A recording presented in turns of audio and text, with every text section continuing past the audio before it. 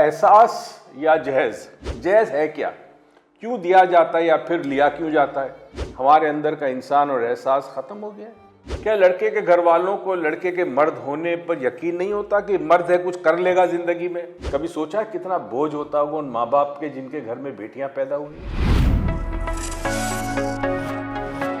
बिस्मिल्लाहिर्रहमानिर्रहीम दोस्तों, as usual हर रोज़ कोई नई सोच के साथ माशरे के हालात देखते हुए एक नई वीडियो लेके आता हूँ, नया वीलॉग लेके आता हूँ, ताकि शायद किसी के दिल में उतर जाए मेरी बात।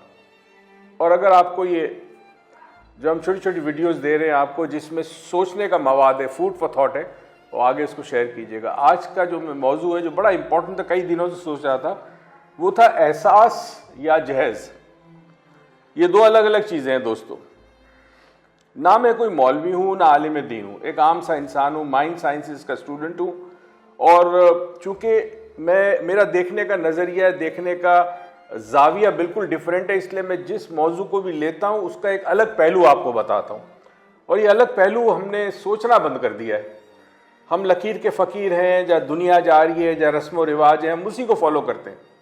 इंसानी जहन जो है उसमें अल्लाह ताला ने बड़े करामात रखे हैं, बड़े अजीब व गरीब ताकतें रखी है, बड़ी कुव्वतें रखी है। सोचने समझने की सलाहियत, जज्बात को कंट्रोल करने की सलाहियत, अच्छे बुरे की तमीज़ हो, इंसान का अकीदा, बिलीफ उसके अंदर मौजूद होता है, इंसानी जहन में उसकी पसंद नापसंद मौजूद होती है, तमाम चीज़ें इंसान के जहन में होती है। लेकिन इंसान अपने जहन को इस्तेमाल नहीं करता, क्योंकि वो उस रास्ते पे चलता है जो उसके माँ बाप ने रखा है, या आबा अजदाद ने रखा है, या जो माशरे ने रखा हुआ है। अगर इस तरह होने लगे तो हर डॉक्टर का बेटा डॉक्टर होगा, हर इंजीनियर का बेटा इंजीनियर होगा, तो फिर इस तरह माशरा आगे तरक्की नहीं करेगा। अब जिस मौजू पे हम बात कर रहे हैं वो मौजू बड़ा इंपॉर्टेंट है। पहले एक तस्वीर देख लीजिए। इस तस्वीर को देखने के बाद सोचिए कि इस फैमिली का क्या हाल होगा। देखा आपने, एक भाई एक माँ जो है वो सुजुकी ही में ही सारे जहेज का सामान लेके जा रहे हैं। जहेज है क्या, क्यों दिया जाता है या फिर लिया क्यों जाता है? अच्छा, पहली तो चीज़ है कि दीन में जहेज का कोई तस्वुर नहीं है। ये जो डावरी है का सिस्टम है, ये बेसिकली किसी और माशरे से आया हुआ है, और ये हमारे माशरे में भी इस तरह पेवस्त हो चुका है जैसे कैंसर हो चुका है। आजकल तो ये हालत है कि शादी करने से पहले, यानी जो असल शादी की रस्म होती है, उससे पहले जो मेहंदी और ये सब चीज़ें होती है, उसमें जहेज दिखाया जाता है, नुमाइश की जाती है कि लड़की वालों ने ये फ्रिज दिया, ये टीवी दिया, इतना सोना दिया, ये सेट दिया, ये दिया। और अब तो ये कि अब तो मोटरसाइकिल, गाड़ियां तक मांगी जा रही है। हमारे अंदर का इंसान और एहसास खत्म हो गया है, इंसानियत खत्म हो गई है। क्योंकि अगर एहसास खत्म हो जाए तो इंसानियत खत्म हो जाती है, फिर इंसान और दरिंदे में कोई फर्क नहीं। क्या लड़के के घर वालों को लड़के के मर्द होने पर यकीन नहीं होता कि मर्द है, कुछ कर लेगा जिंदगी में, जो इतनी आशाई से मांगते हैं? क्या फिर उनको अपने लड़के के नसीब पे यकीन नहीं होता? यानी क्या हो गया है कि एक तरफ हमारा ये ईमान है कि राज़िक अल्लाह है, खैरुल राज़िकीन है, सबसे अच्छा रिज़्क देने वाला है, वो रिज़्क देगा, लेकिन हम तमाम सहूलतों की चीज़ें, आशाइश की चीज़ें चाहते हैं लड़की वाले हमें दे। क्या ये मुनासिब है? कभी सोचा कितना बोझ होता होगा उन माँ बाप के जिनके घर में बेटियां पैदा हुई है? कितने घरों में बाप कर्जे लेता है, पता नहीं क्या क्या करता है अपनी बेटी की शादी करने के लिए, और उसके बावजूद कई ससुराल वाले खुश नहीं होते। क्या कभी ये सोचा है कि सास ये सोचती है कि जिस तरह मेरे साथ हुआ, मेरे माँ बाप के साथ हुआ, पता नहीं मेरे माँ बाप ने कितनी मुश्किल से ये जहेज का इंतजाम किया, पैसों का इंतजाम किया, तो ये उस लड़की के साथ ना हो, उसके माँ बाप के साथ ना हो, जो मेरे घर में बहू बनकर आ रही है। क्या सास ये नहीं सोचती? अगर एहसास खत्म हो जाता तो कोई नहीं सोचेगा। क्या आपने ये नहीं सोचा कि जो लड़की आपके घर आ रही है वो अपना नसीब लेके आ रही है? हर इंसान की नसीब में अल्लाह ताला ने रिस्क लिखा है, और बहुत सारी चीज़ें हैं, उनमें सिर्फ हम आज चूँकि जहेज की बात करें तो सिर्फ रिस्क की बात कर रहे हैं। रिस्क लेके आती है, अपने हिस्से का रिस्क लेके आती है। कई दफ़ा ऐसा हुआ है कि लड़की के आने के बाद उस घर के हालात ठीक हो गए, क्योंकि उसका रिस्क शामिल हो गया उस घर वालों के रिस्क के साथ। और रिस्क सिर्फ पैसा नहीं होता।